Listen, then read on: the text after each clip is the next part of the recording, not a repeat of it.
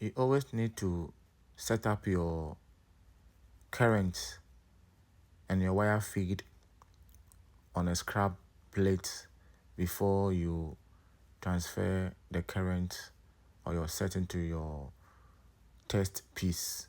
Don't go straight to test piece and start welding while you have not tried your current or your amperage on a scrap metal. So guys, this is a tip for beginners, for even those who are going for any welding test. Thank you.